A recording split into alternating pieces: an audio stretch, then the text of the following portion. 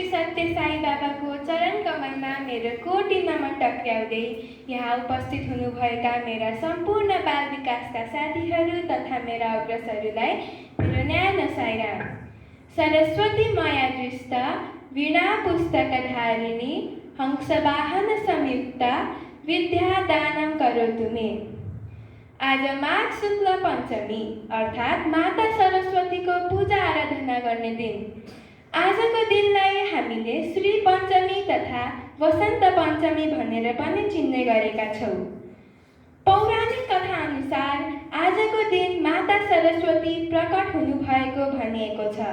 त्यसैले वसन्त पञ्चमीलाई माता सरस्वतीको जन्मोत्सवको रूपमा पनि चिनिन्छ। माता सरस्वतीलाई वाणी तथा ज्ञानकी देवी भनेर पनि पुजिन्छ। आजको दिनमा ससाना नानी बाबुहरूलाई अक्षर आरम्भ गराउने गरिन्छ। साथै आजको दिनमा कुनै पनि शुभ कार्य गर्न साइत जुराउन पर्दैन भन्ने मान्यता छ। ज्ञान, विद्या तथा वाणीले पूर्ण भएकी देवी सरस्वतीको जन्म कसरी भएको रहेछ भन्ने कुराको जानकारी हामीले वेद तथा पुराणहरूबाट पाउन सक्छौँ। पुराणको कथा अनुसार ब्रह्माजीले आफ्नो सृष्टिको निर्माण कार्यलाई पूरा गर्नु भएपछि जब आफूले बनाएको सृष्टि नियालेर हेर्नुभयो तब उहाँलाई यो सृष्टि एउटा मृत शरीर जस्तै शान्त लाग्यो, किनकि यहाँ न त कुनै बोली छ न त कुनै स्वर। यस्तो उदासीन सृष्टि देखेर ब्रह्माजीलाई असाध्यै दुःख लाग्यो। आफ्नो यो दुःख लिएर उहाँ भगवान विष्णुकोमा जानुभयो। सबै कुरा सुनिसकेपछि भगवान विष्णुले ब्रह्माजीलाई भन्नुभयो, तपाईँ देवी सरस्वतीको आवाहन गर्नुहोस्, यो समस्याको समाधान उहाँबाट मात्र हुन सक्छ।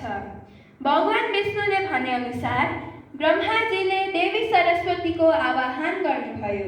ब्रह्माजीको आवाहन सुनेर श्वेत वस्त्र धारण गर्नुभएकी, 4 हात भएकी र ती हातहरूमा वीणा पुस्तक बस्नुभएकी माता सरस्वतीको जन्म भयो। उहाँको उत्पत्तिसँगै जब माताले आफ्नो वीणाको तार स्पर्श गर्नुभयो त्यहाँबाट एउटा स्वर प्रकट भयो। त्यहीबाट नै यो चराचर सृष्टि तरङ्गित हुन थाल्यो।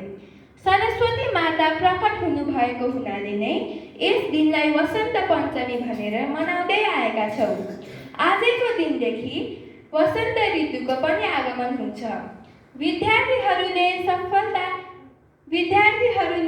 आजको दिनमा विद्या, बुद्धि तथा सफलताको कामना गर्दै माता सरस्वतीको पूजा गर्ने गर्दछन्।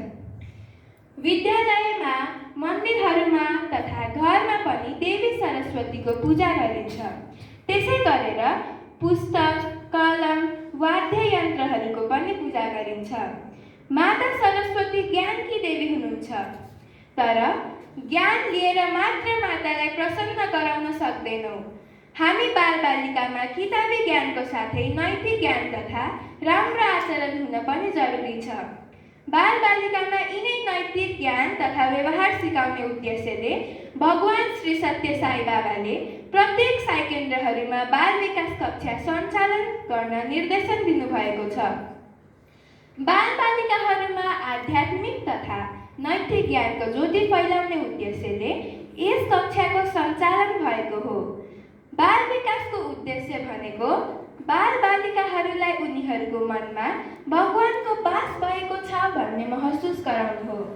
सत्य, धर्म, शान्ति, प्रेम र हिंसाको मार्गमा हिँड्न सिकाउनको लागि बाल विकास कक्षाले निकै मद्दत गर्छ।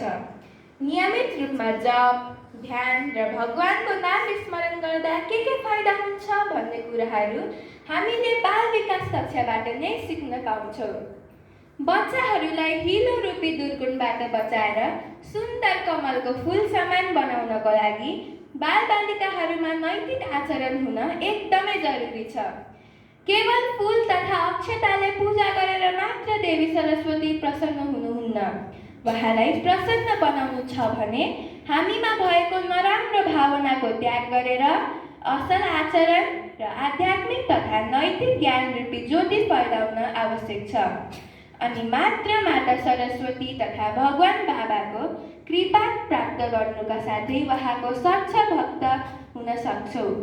आज वसन्त पञ्चमीको पावन अवसरमा सबै माता सरस्वतीको आशीर्वाद हामी सबैलाई प्राप्त होस् भन्ने कामनाका साथै यहाँबाट बिदा लिन चाहन्छु।